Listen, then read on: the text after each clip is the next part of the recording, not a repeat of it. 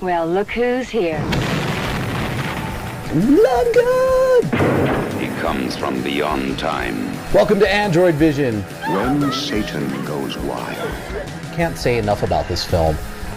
It is a real fucking shitty goddamn film. Too bad about the dead cheerleader in the second floor, John. If it burns, yeah, you should see a doctor. Or if it stinks. This is an asylum for the incurably insane. Yeah, yeah, exactly.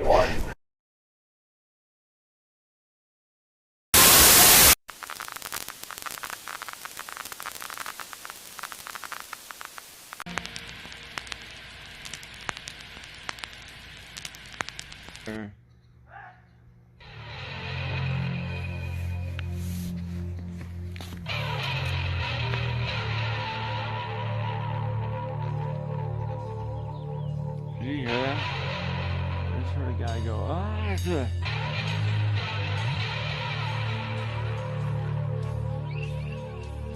Open your eyes! Music to the ears of the hungry. The sizzle of a mouth-watering hamburger. Fresh, lean beef, done to a golden brown. Couched in a soft bun. And garnished to the ears of the hungry. The sizzle of a mouth-watering hamburger. Hey, welcome to Androidvision, brought to you by the Intestinal Fortitude. Hi. Hi.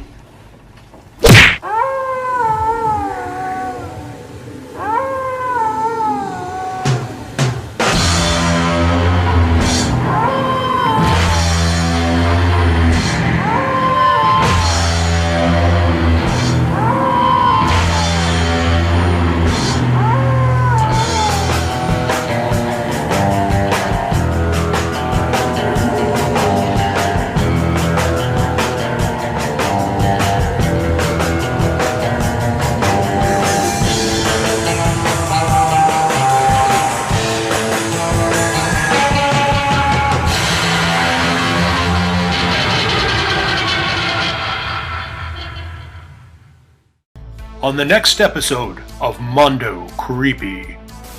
Your directorial debut, Verotica, is being universally hailed as one of the worst films ever made.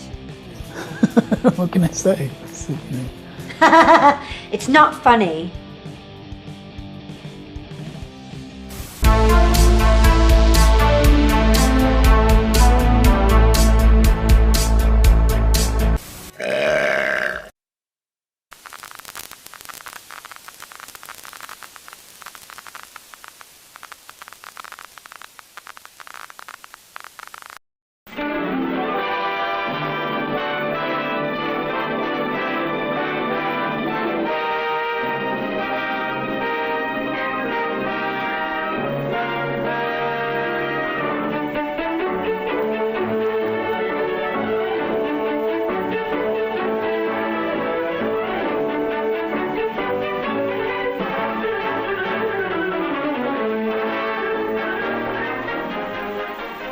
This is a story about the summer George and Betty spent on Uncle Jim's dairy farm.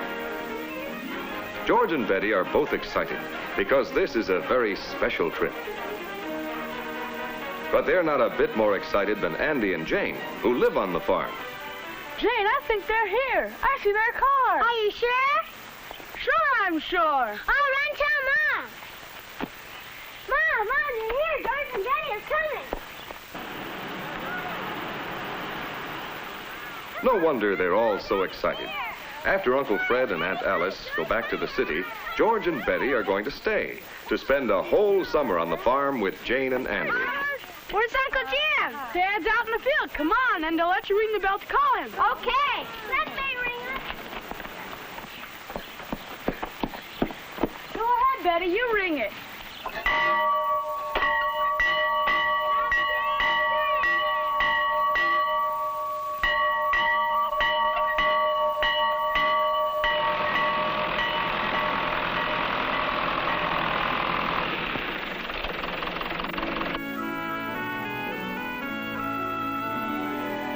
The grown-ups have things to talk about, but Andy and Jane have their plans all set.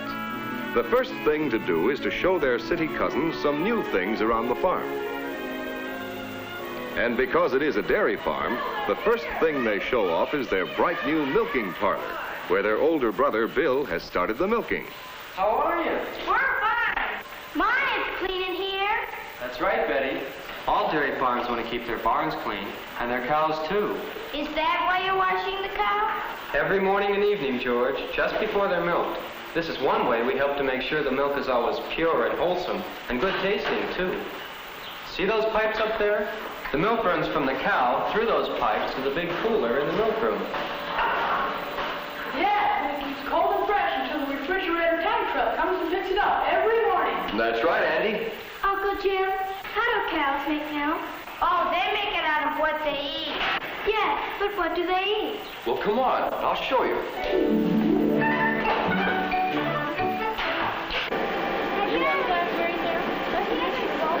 You ever seen like that before? Wow, look at it all.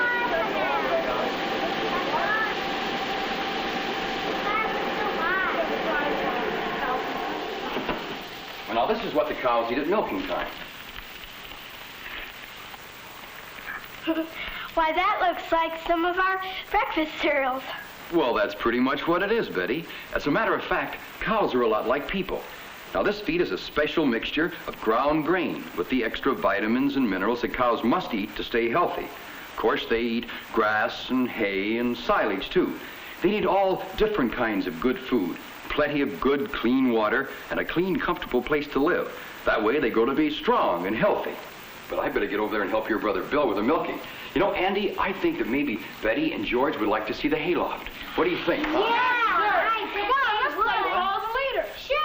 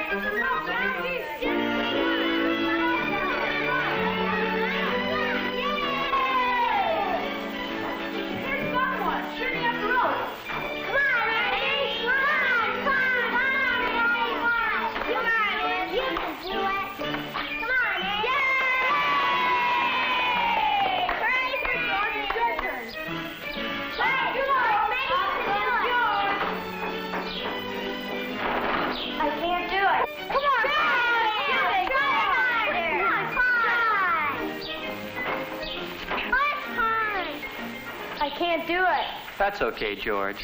You can't do it now, but the bigger and stronger you get, and the more you practice, the more things you can do. You'll be able to do it by the end of the summer. George and Betty soon discovered that on a farm, everybody has work to do. Right now, this new calf doesn't need any help. It's just 2 days old, but it knows where its dinner is. But later on, it will be Andy's job to teach the calf to drink its milk from a pail and to eat other feed. Uncle Jim and Bill make sure the grown-up cows are properly fed, that they get grain and grass and silage, all the good food and clean water they need to make good, fresh milk. There was plenty for everybody to do. Betty helped Jane take care of the baby lamb. And they all learned about pigs, too. Suet, suet, pig, pig, suet. Suet, suet, pig, pig, suet.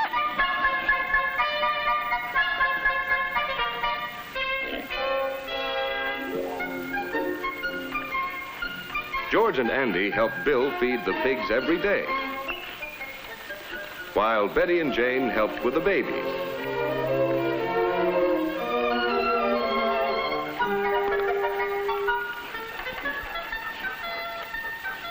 Pigs don't have good table manners, but they enjoy their dinner, a mixture of milk and ground grains.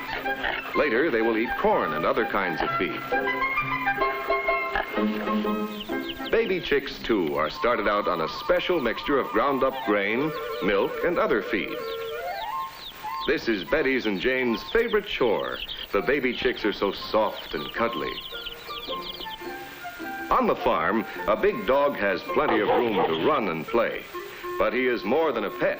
He also protects the family.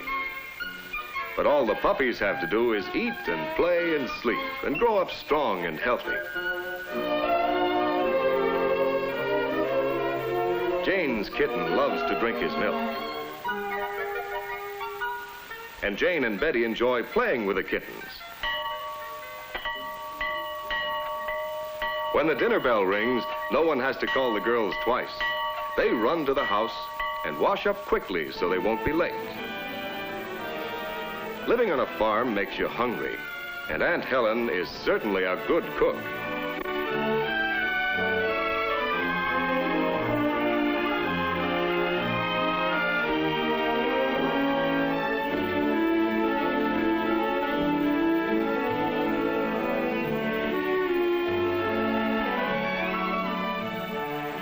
Look at all the wonderful things to eat. It takes all kinds of good food to build up muscles and let us grow bigger and stronger.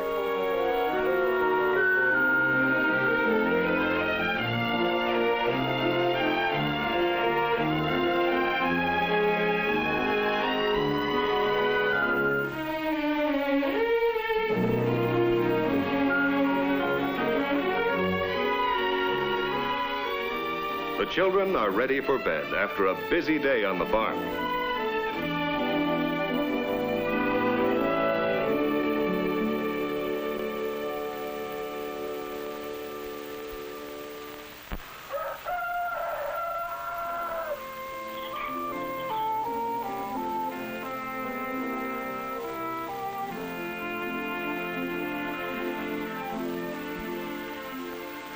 This is the way the summer went. Play, work, and rest. The children helped with the chores, while Bill helped in the cornfield. Andy and George kept the vegetable garden clear of weeds. Jane and Betty brought in fresh eggs each day and helped Aunt Helen with the housework.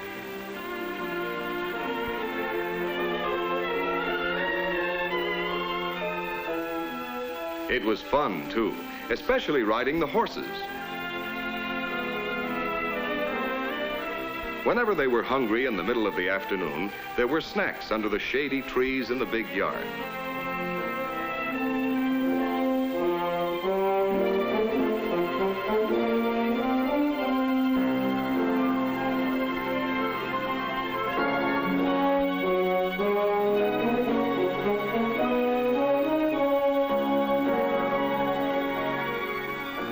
And twice a week, letters from home in the big mailbox beside the highway.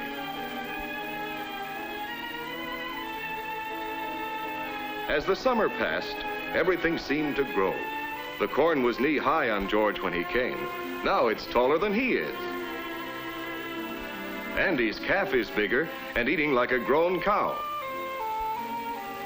The lambs are almost grown. And look how big the pigs are now. The little chicks have become grown chicks. George and Betty have grown bigger and stronger, too. George can even shinny up that rope now. Yes, they've had a wonderful time. They've learned how animals grow through good, nourishing food.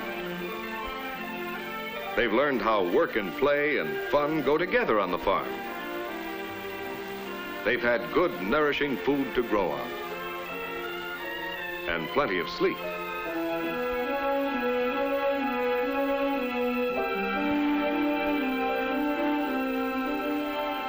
The summer is over, and George and Betty are waiting for their parents to take them back to the city.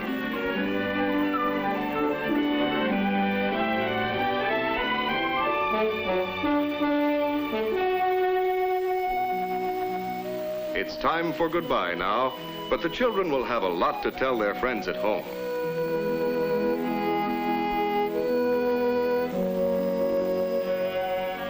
It'll be a long time before either George and Betty or Andy and Jane forget that summer of fun on Uncle Jim's dairy farm. Hey